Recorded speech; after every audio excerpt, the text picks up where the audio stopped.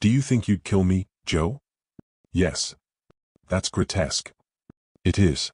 And you wouldn't blame me if I said I hope I never leave this place. I hope I don't either.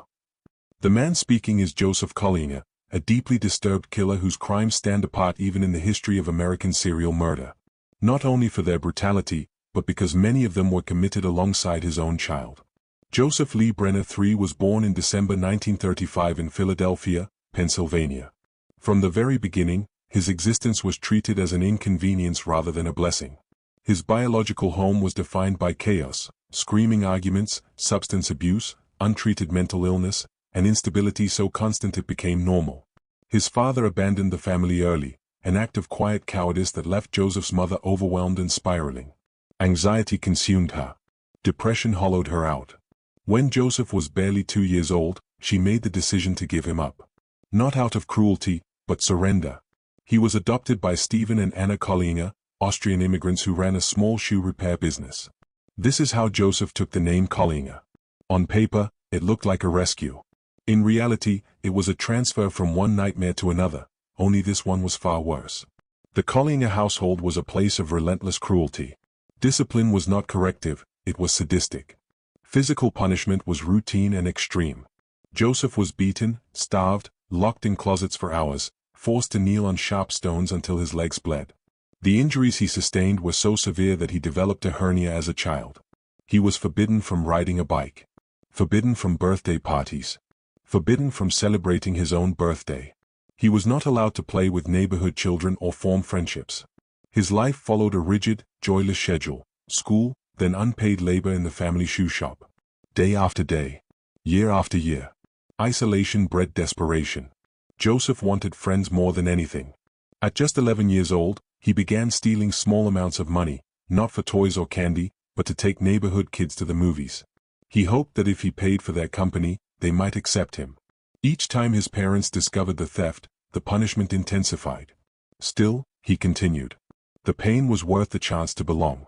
At the same time, Joseph's inner world began to fracture. He developed disturbing sexual fantasies far beyond his years. He claimed to hear voices, commands urging him to hurt others.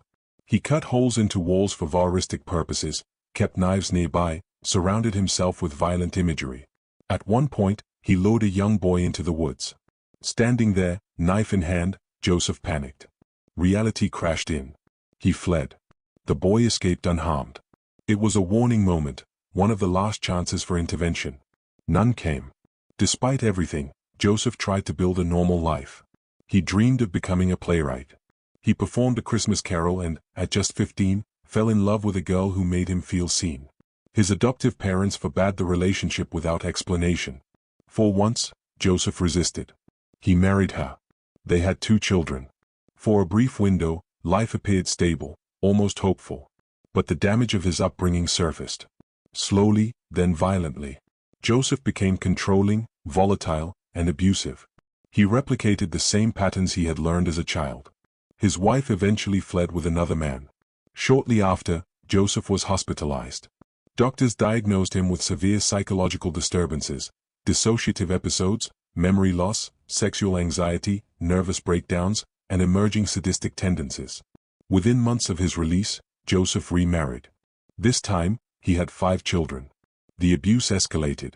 Beatings. Psychological terror. Punishments identical to those he had endured as a child. He had transformed fully, from victim to perpetrator. Joseph also developed an obsession with fire. He set his own home ablaze multiple times, collecting insurance money after each incident. Destruction became profitable. Eventually, 3 of his children went to the police. They described everything. The abuse.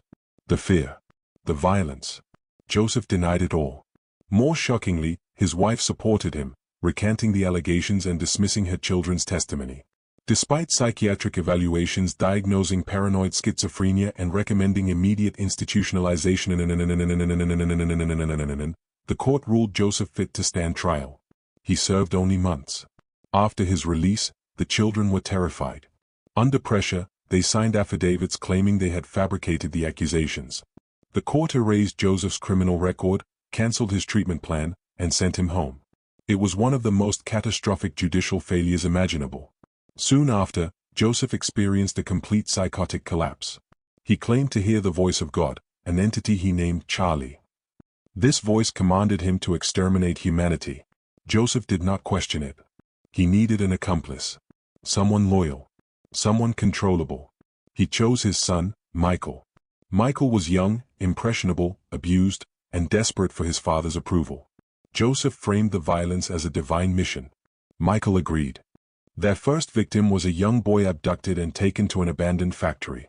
Joseph used the child as a teaching tool, demonstrating brutality while Michael watched and participated.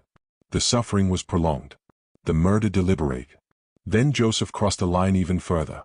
He murdered his own son, Joey. He drowned the child and discarded the body in the remains of a building. Weeks passed before he reported the boy missing. Police were slow to suspect him. His record was clean. Then Joseph filed a life insurance claim for $45,000. The policy had been taken out shortly before Joey's death. The insurance company refused payment and alerted police. Investigators suspected Joseph but could not prove it. Joseph and Michael felt invincible. They began hunting. They posed as salesmen, targeting homes with women and families. Over several weeks, they assaulted multiple households. The most notorious attack occurred in a small New Jersey town. One by one, family members arrived at a home and were overpowered, bound, and dragged into the basement. Joseph tortured them while Michael searched for valuables. A visiting nurse, Maria Fashing, arrived by chance. She resisted Joseph's demands. In a violent rage, he killed her. During the chaos, an elderly woman escaped and alerted neighbors. By the time police arrived, Joseph and Michael had fled. Their escape was sloppy. Bloody clothing discarded. Weapons thrown away. Witnesses provided descriptions. Police sketches matched perfectly. They were arrested days later. At trial, Joseph clutched a Bible and blamed God. He claimed he was merely obeying divine commands. The jury rejected the defense. He was sentenced to life in prison. In custody, Joseph was violent and uncontrollable. He attacked guards, smeared excrement, started fires. In one incident, he attempted to cook an egg on his head by dousing himself in lighter fluid and igniting it. He was transferred between prisons and psychiatric hospitals, eventually landing in a maximum security facility for the criminally insane. Even there, he remained dangerous. During a hallucination, he slashed another inmate's throat. Joseph Kallinger died of heart failure in 1996 after more than 20 years of confinement. His final reflection was bleak. Despite believing he would become God, he died a mentally ill man, isolated and forgotten. Michael Kallinger was later ruled to have acted under coercion. He was released, given a new identity, and vanished. Somewhere, he may still be alive. Living quietly. Possibly next door.